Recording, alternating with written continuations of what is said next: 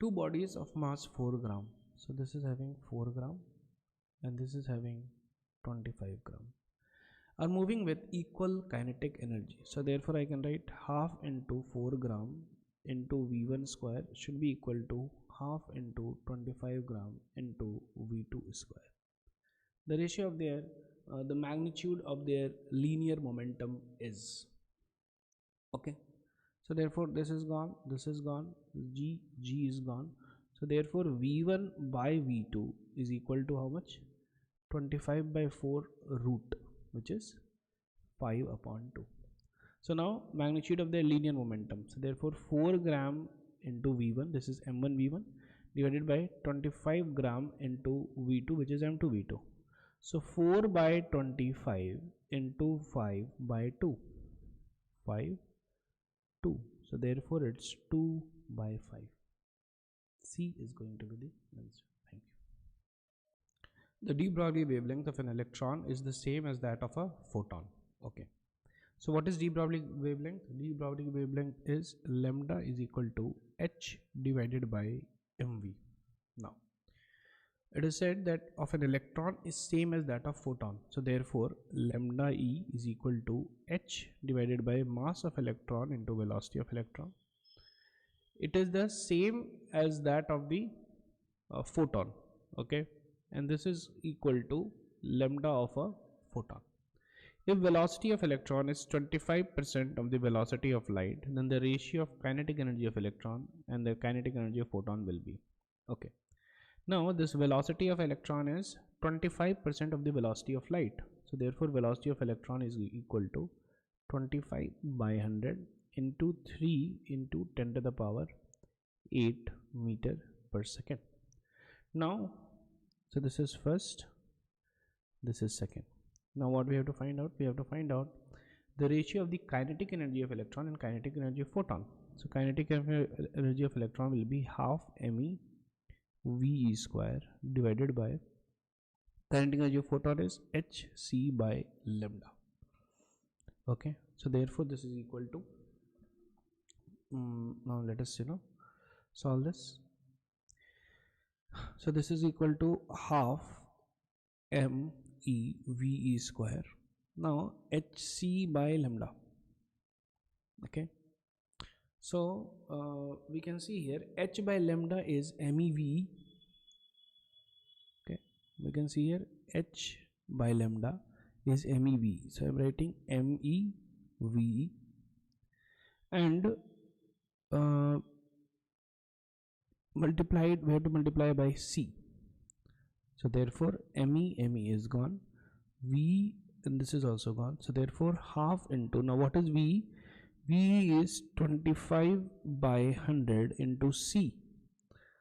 So divide by c, gone, gone. So therefore this is equal to, we can see 25 by 200, which is 1 by 8.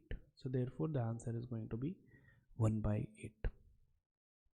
Okay, so what would be done here is, this is the kinetic energy of electron, this is the kinetic energy of photon. Kinetic energy of photon is hc by lambda. Now here what we did was we substituted h, because it's already mentioned like this, so h by lambda is going to be equal to mev. So we substituted h by lambda as mev and then c was remaining, so we multiplied it by c. Okay, so that's how we know. Thank you. A block of mass 100 kg. So this mass is how much? 100 kg. And this slides over a distance of 10 meters on a horizontal surface. If the coefficient of friction between the surfaces is 0.4, then the work done against friction is, okay. So we can see here, because it is sliding, so therefore kinetic friction is going to be acting, because there is relative motion between the surface and the block. So therefore we can write that we can draw the FBD, the free body diagram of this block. So this is 100 kg into g, which is mg, and this is n, and this is the friction, which is kinetic friction, which is constant, which is mu k into n. What is mu k? 0.4 into 100 kg into g. Let us take it as 10 meter per second square. So this becomes 400 newtons. Now this 400 newtons is the force, that is kinetic friction, and now this moves for a distance of 10 meters. So therefore work done by kinetic friction is equal to F dot, whatever the distance is. So therefore 400 into 10, which is 4000 Newton. Of course work done by friction is going to be negative here because this dot is dot product, so it's cos 180 degree, so therefore this is going to be -1. Okay, but they are just asking the magnitude, so therefore C is 4000 joule is going to be the answer. Thank you. The potential energy in joule of a particle in a region of space is given by, so this is U is equal to 2x square plus 3y cube plus 2z. The magnitude of the x component of the force acting. Okay, so if U is this, then therefore force is going to become minus del U by del x I cap minus del U, because see this is a scalar quantity, okay, and this force is a vector quantity. Okay, so this is the formula and we should be very clear and we should learn it well in this formula. Okay, so this is the force, my del U by del x I cap and del U. Okay, so therefore it's going to be minus 4x I cap minus 9y square j cap minus 2 k cap. Now x component of the force acting at P1, 2, 3. So now we have to substitute. So force at 1, 2, 3 is going to be minus 4 I cap. Now 2, substitute 2 here, 2 into 4 minus 36 j cap, and it's minus 2 k cap. So therefore the x component is going to be 4. Thank you. A particle is placed at the point A, this is the point A, of a frictionless track as ABC as shown in the figure. It is generally pushed towards right. The speed of the particle when it reaches the point B is, okay, so here we can see clearly see that the potential energy decrease is going to be m into g into 0.5 meter.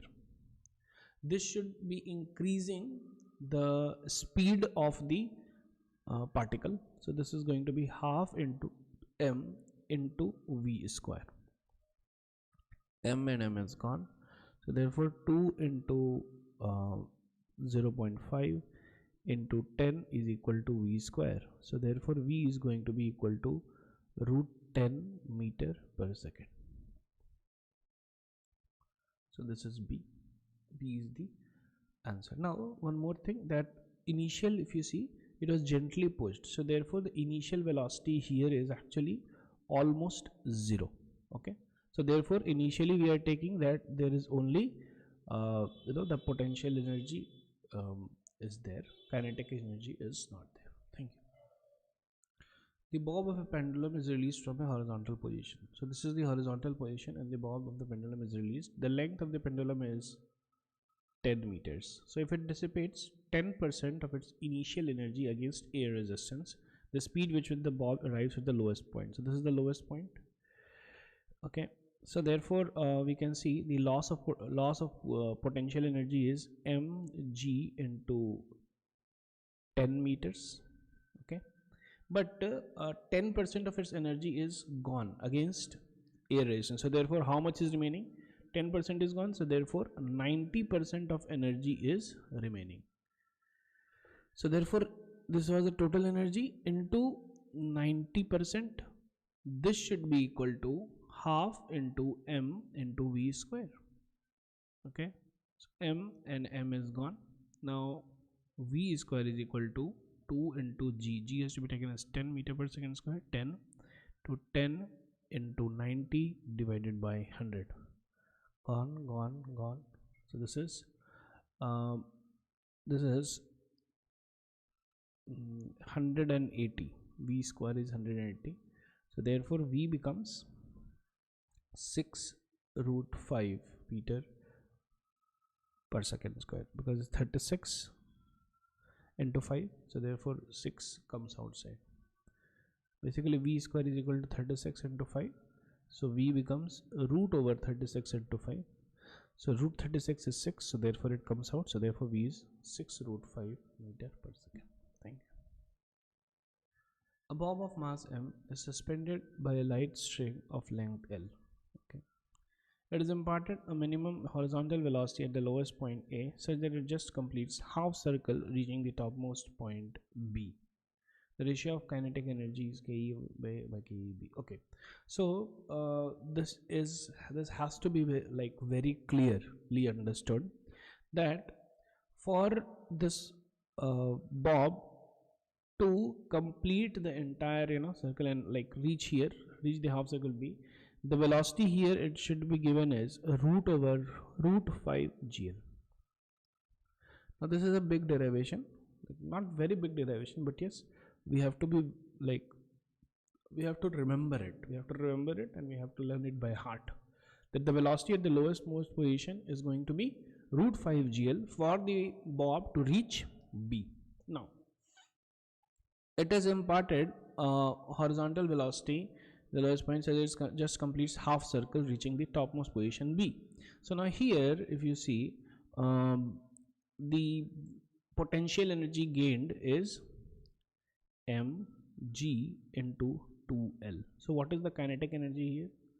It is, okay, so initial the kinetic energy was this much, so half m v square, which is 5 GL, minus mg into 2L, which is equal to half m g into 5L minus 4L, which is L.